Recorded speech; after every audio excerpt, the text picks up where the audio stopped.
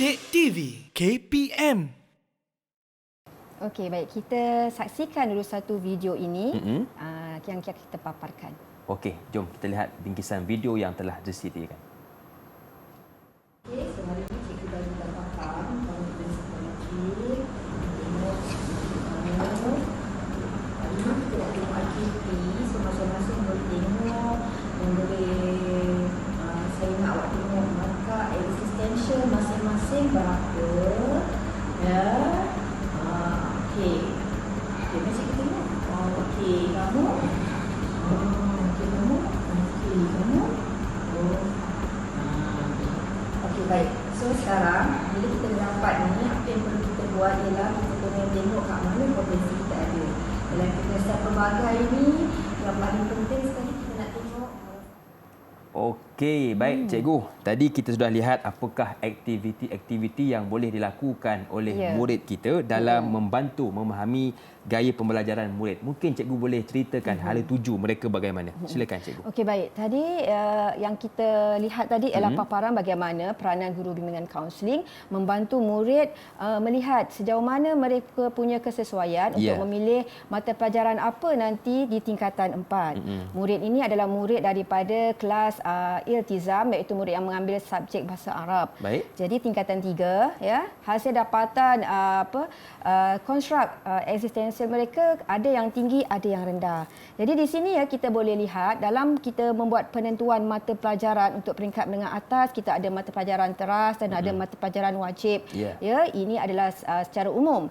Dan penentuan kita ialah kita hendak pergi di mana, yang mana kita nak tujukan. Mata pelajaran elektif yang mana yang kita perlu halakan. Jadi untuk yang konstruk eksistensial ini, yang boleh kita buat ialah ya kita halakan murid ini kepada bidang bahasa, pengajian Islam, ya, kemanusiaan, sastra, ya, dan iktisas. Okey, baik. Jadi kita lihat apakah bidang-bidang yang ada di sini. Ya, kalau kita lihat elektif bahasa, pelbagai jenis kesusastraan, bahasa-bahasa yang ada, dan kita tahu sastra ialah satu benda yang sangat-sangat unik, yang sangat-sangat bukanlah mudah seperti yang kita gambarkan. Ya. Selain itu juga murid-murid boleh memilih elektif pengajian Islam. Macam murid tadi untuk sekolah saya, kelas aliran khas, memang aliran agama, mereka akan mengambil pengajian Al-Quran dan Sunnah, pengajian syariah Islamiah. Ataupun murid-murid boleh mengambil subjek tasawur Islam. Ya, jadi dekat sini mereka nampak dengan lebih jelas dan lebih pasti ke mana mereka ingin pergi, dan sekiranya konstruk yang rendah dan mereka rasakan dari segi pencapaian akademik juga tidak memberansangkan, mungkin kita akan beri alternatif lain, murid menyertai aliran seni dan sebagainya. Okey. Okey, baik cikgu. Jadi itu antara senarai kumpulan mata pelajaran yang boleh diberikan fokus oleh murid-murid kita. Bagaimana pula dengan contoh ataupun tokoh yang boleh diikuti oleh murid-murid kita ni cikgu? Okey, baik. Kalau kita lihat dari segi tokoh. Sebelum tu saya nak tanya dulu. Kalau Tuan punya badan sendiri, Luqman sendiri, siapa agaknya tokoh kerohanian spiritual yang Luqman sangat-sangat kagumi? Ya, kalau saya sudah pastilah tak lain tak bukan Rasulullah sallallahu alaihi wasallam, yang kalau kita belajar sirah dia begitu berakhlak cikgu. Ya, betul ya.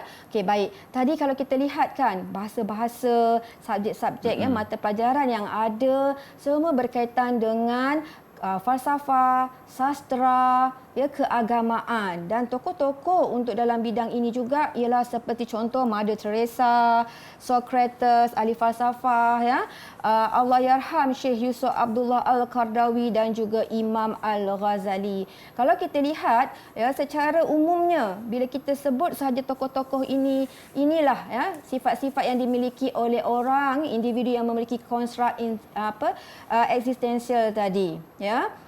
sangat-sangat menyantuni ilmu, Betul. sangat-sangat menghargai ilmu, sangat-sangat mencintai kehidupan secara keseluruhannya. Ya, untuk makluman Luqman juga ya, dalam inventari kecerdasan pelbagai ini sebenarnya pada permulaannya diasaskan oleh Howard Gardner hanya 8 konstruk sahaja. Baik. Namun pada tahun 2002 Smith telah menambahkan satu lagi konstruk, iaitu existentialism ini, ya, di mana eksistensial ini ialah satu konstruk untuk kita melihat kita tidak memisahkan dunia dan juga kehidupan selepas kematian dan sebagainya, lebih kepada spiritual lah ya secara keseluruhannya.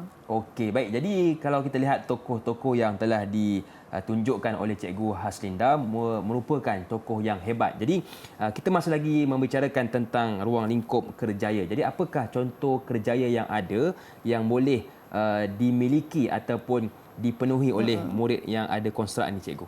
Okey, terima kasih Luqman. Baik. Ya, kalau kita lihat ya peluang-peluang yang kerjaya yang ada. Pada awal tadi saya telah memberikan contoh bagaimana guru boleh menggunakan murid yang memiliki konstruk eksistensial ini, mereka terlibat dalam pertandingan syarahan agama. Yeah. Mereka juga terlibat tadi dengan bacaan Yasin. Betul. Ya, mereka terlibat dengan menjadi nakib dan nakibah. Ya. Jadi ini adalah contoh-contoh kerjaya yang ke arah spiritual, ke arah ketuhanan. Dan kita boleh berikan contoh seperti yang paling mudah menjadi imam, Ya, betul. padri, ahli falsafah, ahli sastra, pemimpin, ahli agama. Ya, dan juga kalau di dalam bidang kesenian sekalipun, mereka membawa elemen-elemen kerohanian. Betul. Ya. Mereka menggunakan falsafah-falsafah yang mereka tahu, sastra-sastra kesenian yang mereka tahu itu lebih kepada ketuhanan. Dan ini antara yang satu fenomena barulah dalam Betul. dunia seni kan, kita menerapkan aspek ketuhanan dalam kehidupan kita. Dan yang paling penting untuk ibu bapa yang memiliki anak yang ada konstruk kecerdasan eksistensial ini, tuan-tuan sangat beruntung ya.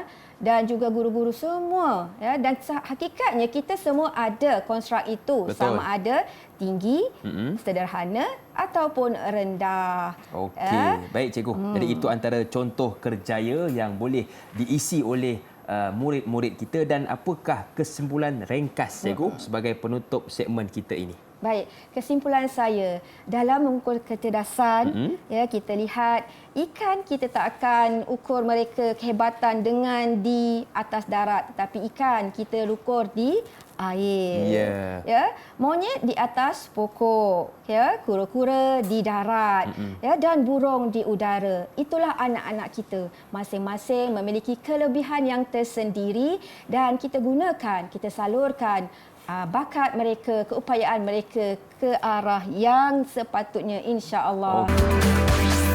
Didik TV KPM